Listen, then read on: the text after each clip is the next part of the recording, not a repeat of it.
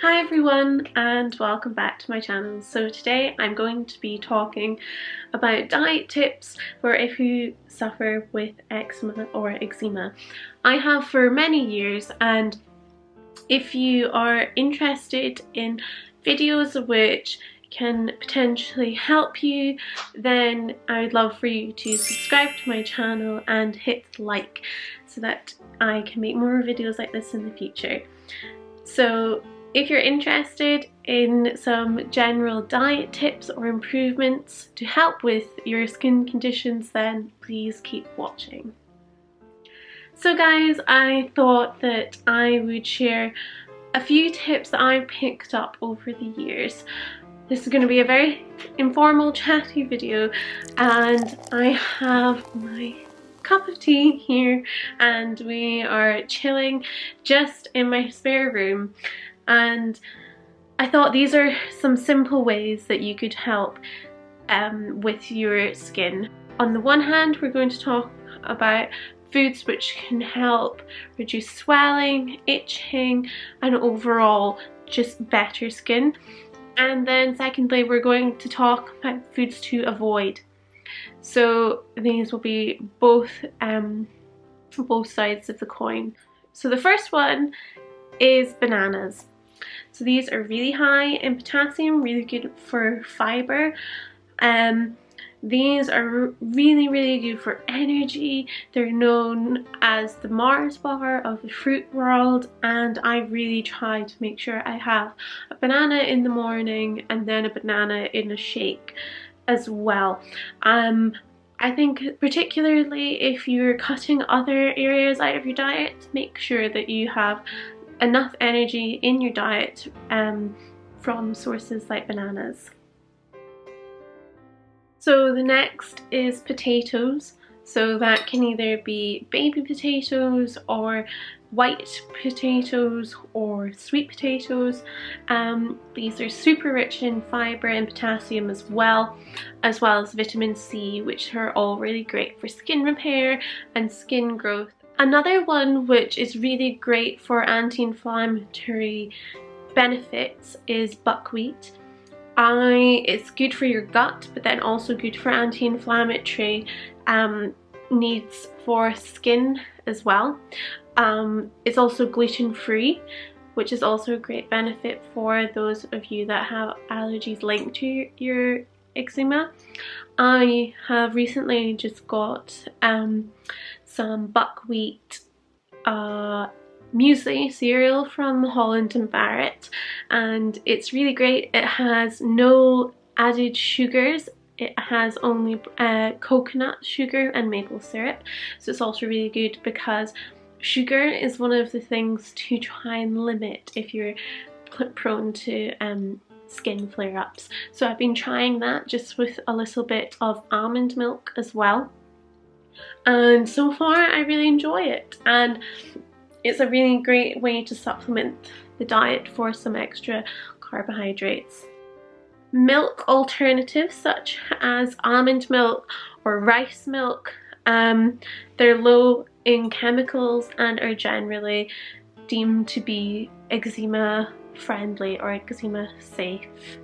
So foods which are also great for boosting your calcium intake, particularly if you cut things out like dairy, which I do.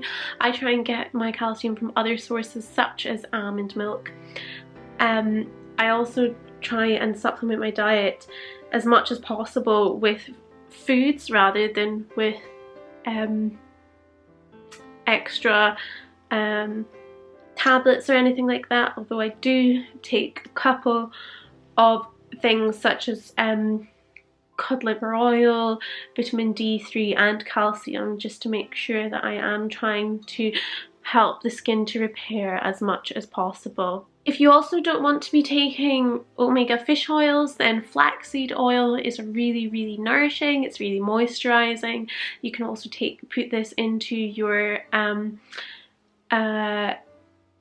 if you're frying foods. Another thing that's really great for eczema is chicken and or beef, due to the fact that you need to make sure that you've got enough iron for your energy levels to help keep your skin bright and looking lovely. I probably would be vegan if I could, however, I don't think at the moment that my diet's already quite restrictive in general, so I want to get on top of my skin first. Beef and chicken provide an amino acid repairing source which is called glycine.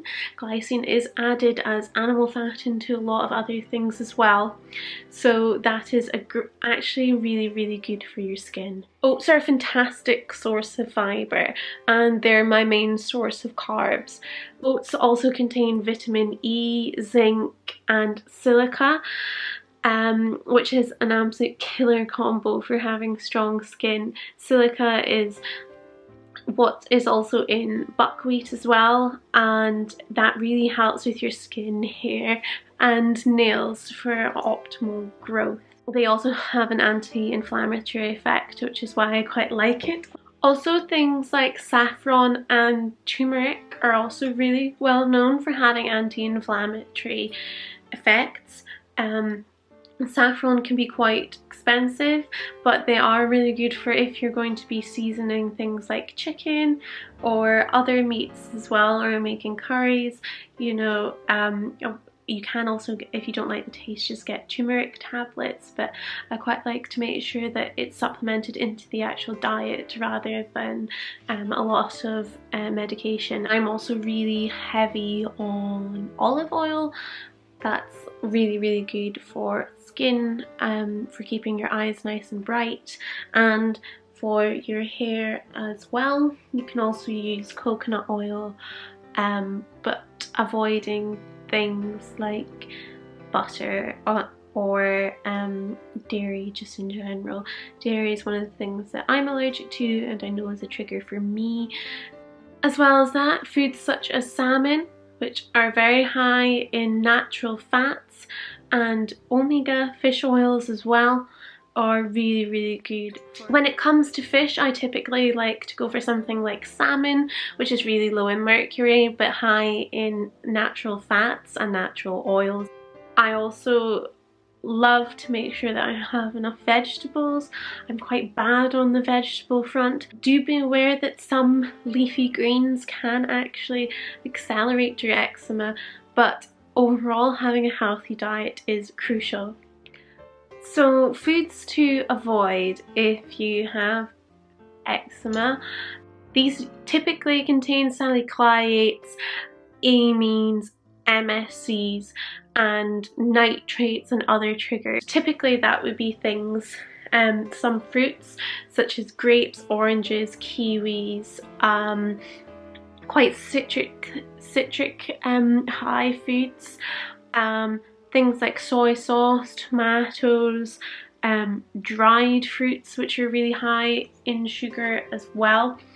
Things like dried meats are also really high in sugar and nitrates and stuff like that as well. Eggs, unfortunately, I am so